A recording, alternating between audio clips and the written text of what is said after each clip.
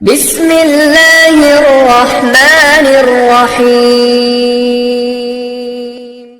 قربانی کس شخص پر واجب ہے؟ قربانی کس پر واجب ہے، اس کے نصاب کے بارے میں تفصیل سے بتا دیں آصف صاحب کشمیر سے۔ جناب آصف صاحب، قربانی کے نصاب میں 5 چیزیں دیکھی جائیں گی، 5، یہ خوب اچھی طرح دماغ میں بٹھا لیں۔ اور یہ 5 چیزیں کس دن دیکھی جائیں گی؟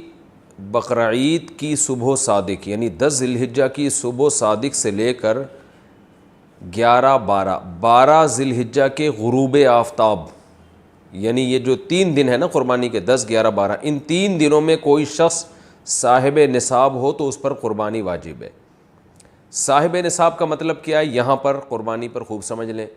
سونا ہو کسی کے پاس، یا چاندی ہو، یا مال تجارت ہو۔ تجارتی مال کا مطلب وہ چیز جو بیچنے کی نیت سے خریدی ہو، کوئی پراپرٹی ہے بیچنے کے لیے خریدی، دکاندار کا جو جتنا سامان دکان میں پڑا ہوتا ہے سب بیچنے کے لیے خریدا ہوتا ہے، کوئی کپڑا آپ نے خریدا تھا، خریدتے ہوئے بیچنے کی نیت تھی، تو یہ تجارتی مال کہلاتا ہے۔ چوتھی چیز ہے نقد رقم، کیش، یعنی جو بھی آپ کے پاس بینک میں یا جیب میں جو کیش اماؤنٹ پڑا ہوتا ہے، یہ 4 چیزیں ہو گئی۔ 5ویں چیز ہے ضرورت سے زائد سامان۔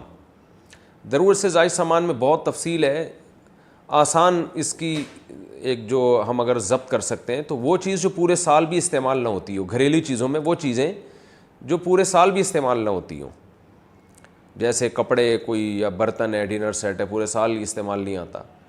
اسی طرح کوئی پراپرٹی پڑی ہوئی ہے جو نہ کرائے پر دی ہے آپ نے اور نہ آپ اس میں رہتے ہیں، وہ پراپرٹی بھی ضرورت سے زائد میں داخل ہے۔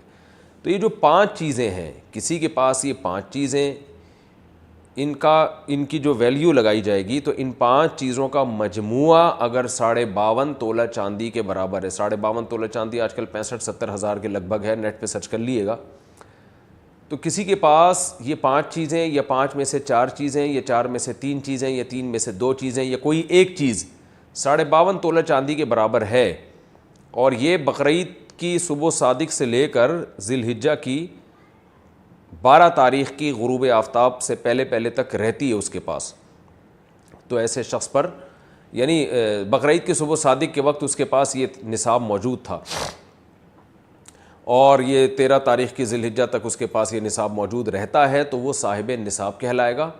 12 تاریخ 10، 11، 12 3 دن، تو وہ صاحب نصاب کہلائے گا اور اس پر قربانی واجب ہے، بشرطے کہ یہ جو 5 چیزیں یا 4 یا 3 یا 2 چیزیں میں نے بتائی ہیں، ان میں سے سب سے پہلے قرضہ مائنس کیا جائے گا، یعنی قرضہ مائنس کر کے 52.5 تولہ چاندی کے برابر بن رہا ہو۔ اسی طرح گیس بجلی کا بل جو ان کے اوپر لازم ہے وہ بھی اس میں سے، یا جو مہینے کا راشن آئے گا وہ بھی مائنس کیا جائے گا، جو گھر کا ضروری راشن ہوتا ہے نا وہ بھی مائنس کیا جائے گا۔ مائنس کرنے کے بعد اگر 52.5 تولہ چاندی کے برابر رقم بچ رہی ہے تو ایسے شخص پر قربانی واجب ہے، چاہے مرد ہو چاہے عورت ہو۔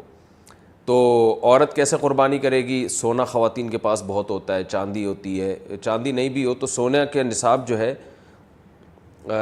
اس کے ساتھ اگر 1 روپیہ بھی ہے تو وہ بھی 52.5 تولہ چاندی کی قیمت دیکھی جائے گی اس میں بھی۔ تو عورت کیسے قربانی کرے گی؟ اس کے پاس تو کیش نہیں ہوتے عام طور پہ، تو پورے سال جمع کرے، تھوڑے تھوڑے اپنی جیب خرچی سے بچایا کرے، یا سونا کو بیچ کر کرے۔